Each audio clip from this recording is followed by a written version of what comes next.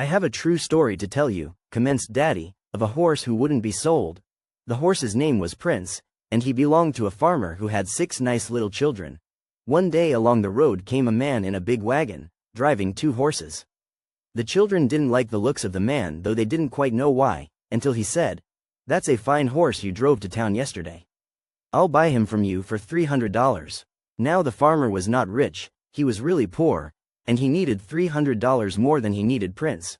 "Well," he said at last, "I'll sell him to you." The next morning when the farmer got up, very early, for the children had said their goodbyes to Prince, and none of them could bear to see him go, he went over to the stable and hitched Prince to the wagon. Prince gave a low, whinny, and licked his master's hand. "Oh Prince, Prince, don't do that," said his master, half choking with tears. And Prince neighed softly. They started off, the farmer holding the reins loosely, as if he couldn't bear to guide Prince to the town. Prince knew where he was going and went ahead, but every few minutes he would turn around and look at his master, and there were real tears in his big eyes. "Prince," shouted his master, "you're worth more to us than that money. Turn around," and Prince neighed joyfully this time, as his master turned him around, and said, "Home, Prince, we're going home." "Far away," said Daddy, "some men went hunting. We hope to get a couple of deer," they said. "And of course, we'd like it better if we could get more." They thought they were going out for a great deal of fun, and they planned what they should take to eat and what a glorious grown-up picnic they would have. They went hunting on the first day of their trip, and there, sure enough, was a deer. Oh, such a lovely deer. His eyes were soft brown in color and very large and beautiful. He had left his mate to go hunting for food, and here he was caught by the men. He could not run. He just stood there for one awful moment, his great eyes looking at the men. "Oh men," he was trying to say, "oh great, big men with guns, don't shoot me down. I do no harm, I am gentle, I have a mate, I don't want to be shot. Oh men, you men with guns. You are so powerful, so strong. What can I do but have pity on me? Think of me killed and enjoyed by you as food, and my poor mate crying away by herself in the woods. Sometimes," said one of the men, "I cannot bear to shoot one of these lovely creatures. They look so sad, and this one is struck still with fear." "Oh, nonsense," said one of the other men, "you always get this way on the first day of our hunting trip. Think what good venison we will have, for venison is the meat of the deer." And the man's kindness fled from him, and a loud bang ended the beautiful deer's life, the deer with the big brown eyes which begged and pleaded for kindness, not for gunshot. The next day the men were off shooting again. They had what they called a great deal of luck. In truth it means that they killed some of the woodland animals and could feed on some of the meat. They saw deer in great numbers, but none of the family of the poor deer they had killed on the first day. On the 5th day of their trip they saw the doe who was the mate of the deer. She, too, had beautiful soft brown eyes, and with her a lovely fawn. "Child." "Oh look," said the men, "there is a doe. And a fawn with her." "There is a fine against us if we kill a mother deer," said one. "Who will know?" said another. Now the man who had shown a little bit of kindness on the first day by feeling badly to kill the deer was the one who spoke next. To be sure, he had not felt badly enough to have prevented the killing of the deer, nor had he gone home and given up hunting. But he was like those people who haven't the courage to say they don't want to do a thing when they know and feel it is cruel and wrong. They just go on doing it to be thought fine and manly. But to continue with the story. The man spoke, and this time he meant what he said. "I cannot bear to kill that mother doe and her lovely fawn. She is running from us, and I, for one, won't try to get her."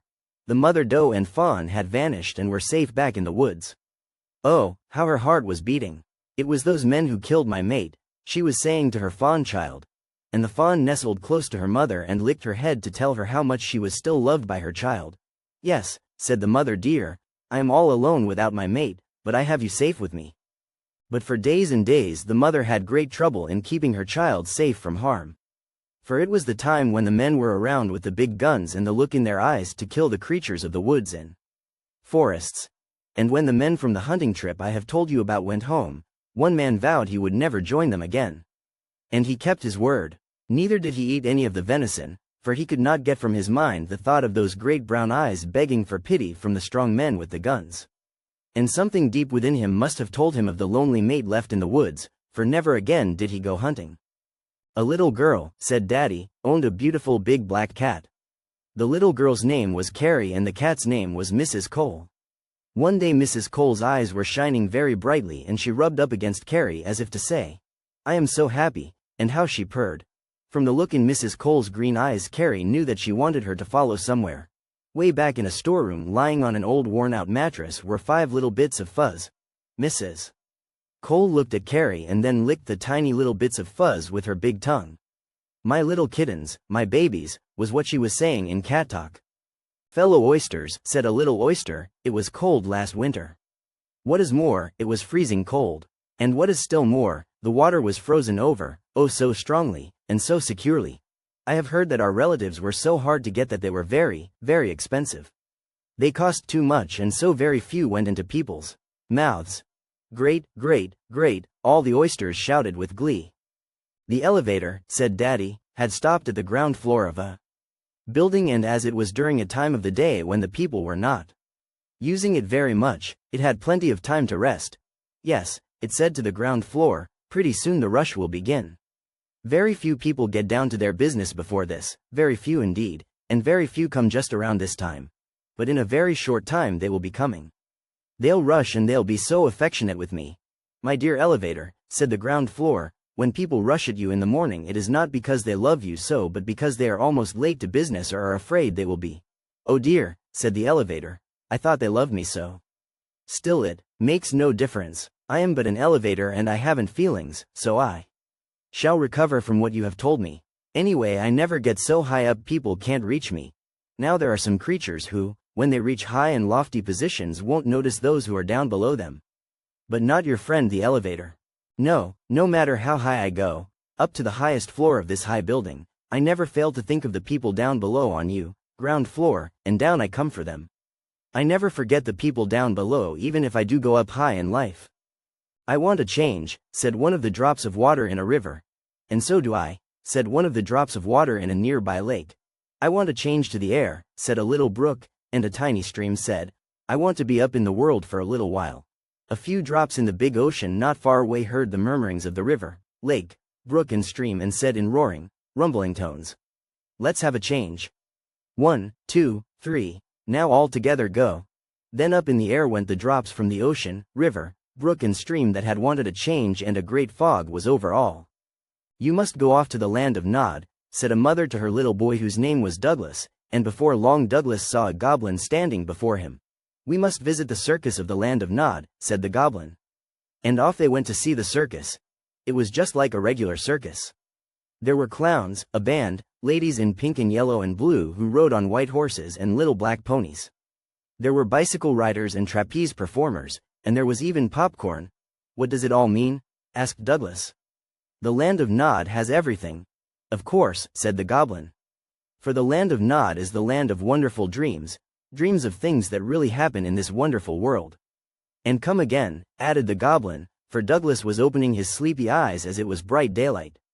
Now one of Mrs. Turkey's children, commenced Daddy, had been stolen by a great big rat. So Mrs. Turkey said to herself, "I think I will take a chicken and look after it. Mrs. Hen won't mind, she has so many to look after as it is. It will probably be a great relief to her to have one less." Mrs. Turkey talked on in this way, and she called the chicken she liked best.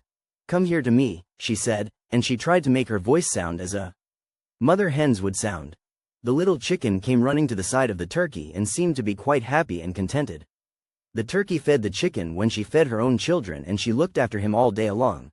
But when evening came and the turkeys were ready to go up to the tree to roost as they always do when nighttime comes, the poor little chicken wished he had not left his own mother. "I was very bad to leave my mother," he whispered in a fretful little voice. "Come on up the tree," said Mrs. Turkey, who had reached the topmost branch. "I am ready to go to sleep, and all the turkeys are. We want to put our heads under our wings.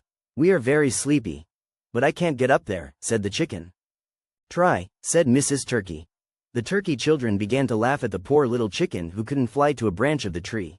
"Gobble, gobble, gobble," they said. "Can't you fly?" And the little chicken stayed on the ground below looking very unhappy. "We can't keep awake any longer," said the turkey children. "Go to sleep, my loves," said their mother. "You are good children and know how to roost in a tree and have a good night's rest."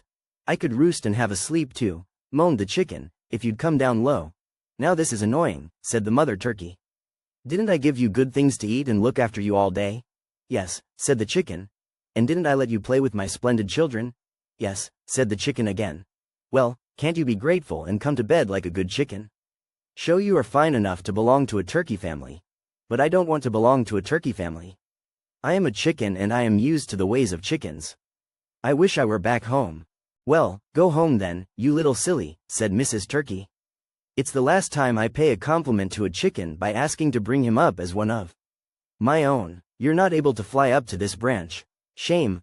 I'm very thankful for the pleasant day you gave me, said the chicken politely, but I really must be going now. For I'm just a little bit homesick and I want my mother hen. Here the chicken began to cry, and from a short distance away the turkeys heard a cackle, cackle. Along the ground, half walking and half flying as best she could, came the mother hen. Ah, here you are, my naughty chicken, she said, but so happy was she to find her child that she didn't scold any more. Oh, take me home to the chicken roost, said the little chicken.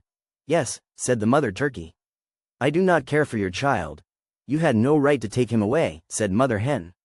If you weren't so high up I'd thrash you with my wings.